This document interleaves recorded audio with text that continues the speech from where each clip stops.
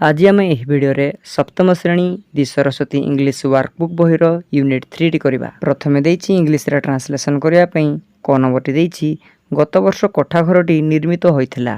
Translate कले हबो the building was build last year. ख नंबरटी देइछि ए झियोटी जने डाक्टर को विवाह करिवो। ट्रांसलेट कले हबो this girl will get married to a doctor. ग नंबरटी देइछि मिठाई गुडी को पिला मानको मध्यरे बंटा गला। ट्रांसलेट कले हबो the sweets were distributed among the children. घ नंबरटी देइछि रचनाटी संशोधन करा जाय नाही।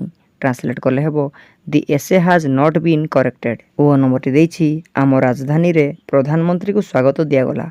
ट्रांसलेट कले हबो the prime minister was given a big welcome in our capital. तापर देइछि चेंज दि वॉइस चेंज करिया पई देइछि सेंटेंस गुडी को। तेबे एठारे मु कहि रखिबा को चाहिबी कि गोटे एक्टिव वॉइस को पैसिव वॉइस रे चेंज करिबा को वॉइस चेंज कहा जाय। तेबे आमे एठारे किपरि जानिबा कि गोटे सेंटेंस टी एक्टिव वॉइस रे अछि ना पैसिव वॉइस रे अछि बोली। साधारणतः आमे नॉर्मल सेंटेंस गुडी को एक्टिव वॉइस बोली कहबा। नॉर्मल सेंटेंस गुडी को कोन ना नॉर्मल सेंटेंस रे प्रथमे सब्जेक्ट तापर वर्ब तापर ऑब्जेक्ट रही थाए, किंतु पैसिव वॉइस सेंटेंस रे प्रथमे ऑब्जेक्ट रहे तापर वर्ब तापर सब्जेक्ट रही थाए। माने एक्टिव वॉइस रो पूरा अलटाटा होची पैसिव वॉइस। लक्ष्य करिवो कि एक्टिव रु पैसिव वॉइस को जेतले सेंटेंस रे हमें चेंज करूछु सेतले तार मीनिंग रे कोनोसी परिवर्तन होय नहीं, केवल तार कहिबार तरीका बदली जाय। एक्टिव रु पैसिव वॉइस को चेंज करिया पई किछि रूल रहिछि, सेही रूल गुडी को जानिबा निहाती आवश्यक। गोटे सेंटेंस को पैसिव वॉइस रे चेंज कला बेलकू प्रथमे हमें ऑब्जेक्ट लिखिबा, तापरे वर्ब रो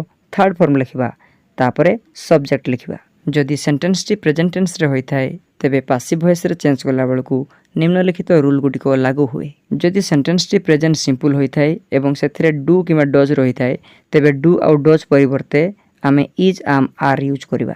आउ जदि सेंटेंस टी प्रेजेंट प्रोग्रेसिव फॉर्म रे थाए माने सेंटेंस रे इज आम आर थिले पैसिव वॉइस रे चेंज कला बेलकू आमे सही इज आम आर लिखिबा, किंतु सेथिरे बिंग ऐड करिबा। आउ जदि सेंटेंस टी प्रेजेंट परफेक्ट टेंस रे थाए माने सेंटेंस रे हैज किबा हैव यूज होई थाए तेबे आमे पैसिव वॉइस रे चेंज कला बेलकू सही हैज आउ हैव लिखिबा, किंतु सेथिरे आमे बीन ऐड करिबा। एठारे गोटे जिंस मने रखिबो कि एक्टिव रु पैसिव वॉइस रे चेंज हला बेलकू एक्टिव वॉइस रे थिबा वर्ब टी पैसिव वॉइस हला बेलकू वर्ब रो थर्ड फॉर्म हुए। सेंटेंस टी प्रेजेंट पास्ट किबा फ्यूचर टेंस जे कोनसी टेंस थिले भी पैसिव वॉइस रे चेंज कला बेलकू सबु बेले वर्ब रो थर्ड फॉर्म ही यूज हुए। जदि एक्टिव वॉइस रो सेंटेंस टी पास्ट टेंस रे थाए तेबे निम्नलिखित रूल गुडी को लागू हुए। जदि सेंटेंस टी पास्ट सिंपल टेंस रे थाए माने सेंटेंस रे वर्ब रो सेकंड फॉर्म थिबो किबा डिड यूज होइथिले पैसिव वॉइस रे चेंज कला बेलकू ता परिवर्ते वाज किबा वेयर यूज करिबा। जदि सेंटेंस टी पास्ट प्रोग्रेसिव टेंस रे थाए माने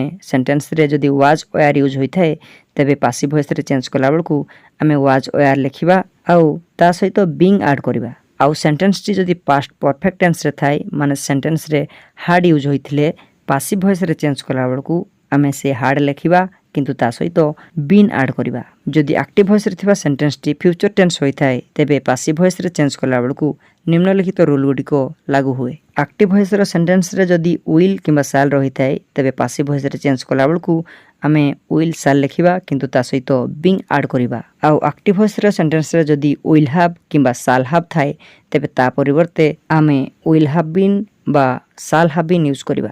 आउ गोटे जिंस हमकु मने रखियो को पड़िबो कि जेतेबेले एक्टिव वॉइस रे थिबा सेंटेंस टी पैसिव वॉइस रे चेंज होउची प्रथमे तो सब्जेक्ट जगह रे ऑब्जेक्ट हुए आउ ऑब्जेक्ट जगह रे सब्जेक्ट हुए, तेबे किछि प्रोनाउन अछि जोगुडा की सब्जेक्ट रो ऑब्जेक्ट हला बेले तारो परिवर्तन होई थाए। जेमिति कि आई थिले मी हुए, उई थिले अस हुए, यू थिले यू हुए, ही थिले हिज हुए, सी थिले हर हुए, दे थिले देम हुए। बास एतिकी जिंस तो मान को मने रखियो को पड़िबो। तेबे चलो एबे आमे दिया जाइथिबा सेंटेंस गुडी करो वॉइस चेंज करिबा।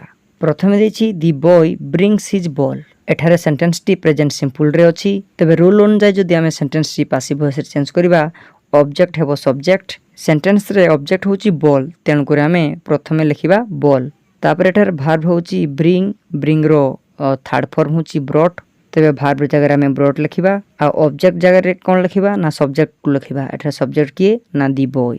आउ ऑब्जेक्ट लिखिबा पूर्व ता जगह रे बास खाली आमे बाय यूज करिबा। तेबे सेंटेंस टी हेबो the ball is brought by the boy. सब सेंटेंस गुडा को एमती बुझे हेबोनी, वीडियो टी लंबा हे जिवो, तेनु करे मु सीधा आंसर गुडी को कहि दउची, तुमे माने टिके चेक करि नैबो। सेकेंड बिट्र आंसर हम my plant was eaten by your goat. Third बिट्र आंसर हम the poem was well recited by Meera. 4 number answer हम tea is being made by Ram.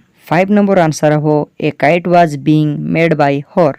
Number 6 रो आंसर हम the room was filled with smoke. Number 7 रो answer हम the table was covered with the cloth. 8 number answer हम the police have been informed. Number 9 रो answer हम the work is done everybody. Number 10 रो answer हम my bicycle was stolen yesterday. 11 number answer हम their food is cooked by them. 12 number answer हम vegetable are being sold by some people. Number 13 रो answer हम a bicycle has been brought by me. Number 14 रो answer हम the city has been attacked by the enemy. Number 15 रो answer हम all the guests have been invited to their party. Number 16 रो answer हम a story book has been given to me by the teacher. Number 17 रो answer हम some letters are being written by me. Number 18 रो answer हम they are being offered some mangoes. Number 19 रो answer हम the date of the meeting has been changed. तेबे यह थिला सप्तम श्रेणी दी सरस्वती इंग्लिश वर्कबुक बहिरो यूनिट 3।